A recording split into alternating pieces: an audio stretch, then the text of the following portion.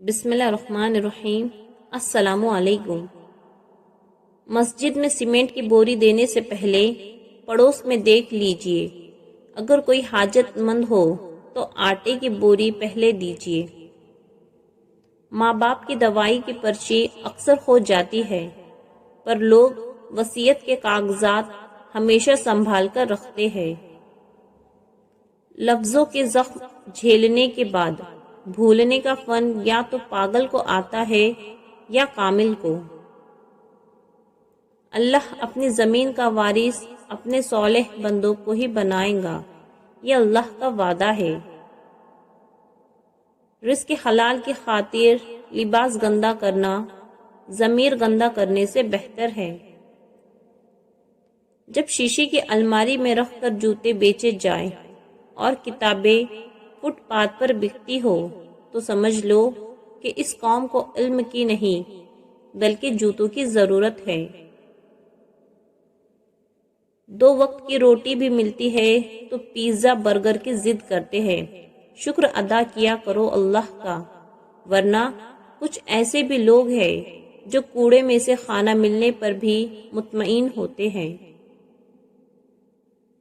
جن کے ساتھ اٹھتے بیٹھتے ہو ان سے یہ 2 راز چھپا کر رکھو، کبھی دھوکہ نہیں کھاؤ گے۔ پہلا گھر کے حالات اور دوسرا اپنی مجبوریاں۔ کچھ چیزیں بلا وجہ خرید لیا کرو، یہ وہ لوگ ہیں جو بھیک نہیں مانگتے۔ ہمیں یہ غلط فہمی لے ڈوبیں گی کہ جنت صرف نماز روزے حج سے ملیں گی۔ تجھے نہ آئیں گی مفلس کی مشکلات سمجھ میں، چھوٹے لوگوں کے گھر کا بڑا ہوں بات سمجھ۔ مقام شکر ہے صوف خدا کے ہاتھ ہے روزی، اگر یہ حق بھی انسان کو دیا ہوتا تو کیا ہوتا۔ اپنی زندگی سے 1000 شکایت تھی مگر اس تصویر نے خاموش کر دیا۔ اس قدر ناز تھا اسے اپنی کمائی پر، وہ اپنے ہی رب کو قرض دے آیا۔ کچھ نیکیاں ایسی بھی ہونی چاہیے جن کا اللہ کے سوا کوئی گواہ نہ ہو۔ ایک پروگرام میں کسی شخص نے پوچھا قوم کو آگے بڑھانے کے لیے کیا کرنا چاہیے؟ ایک عالم نے جواب دیا، ٹانگ کے بدلے ہاتھ کھینچو، انشاءاللہ قوم اوپر آ جائیں گی۔ گھر جا کے بچوں کو چپکے سے کھلایا ہوگا، ان کو کیا معلوم کہ کس حال میں کمایا ہوگا۔ یہ کیسے کہہ دوں کہ تھک گیا ہوں میں، نہ جانے کس کس کا حوصلہ ہوں میں۔ غریبی لڑتی رہی ہواؤں سے، امیری نے کہا واہ کیا موسم ہے۔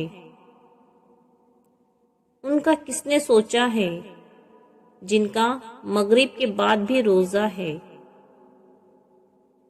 فکر معاش مرد کی جوانی کا بہترین حصہ کھا جاتی ہے۔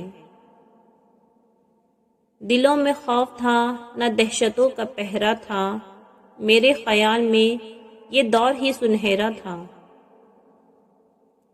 جس بستی میں ہم بستے ہیں، روٹی مہنگی غم سستے ہیں۔ میرا بیٹا بچپن سے ہی کچھ نہ کچھ بھول جایا کرتا تھا، آج وہ اپنے نئے گھر میں میرا کمرہ بنانا بھول گیا۔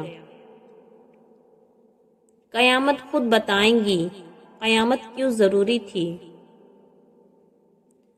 خدا ہر اس شخص کو سکون دے جو اپنی حالت زار کسی سے کہنے سے قاصر ہے۔ جنت کی چابیاں سڑکوں پر پڑی ہے اور لوگ پریشان ہیں کہ حج مہنگا ہو گیا۔ لٹا کی عمر کی دولت وہ خالی ہاتھ بیٹھی ہے، کسی ظالم کی جنت یوں سرے بازار بیٹھی ہے۔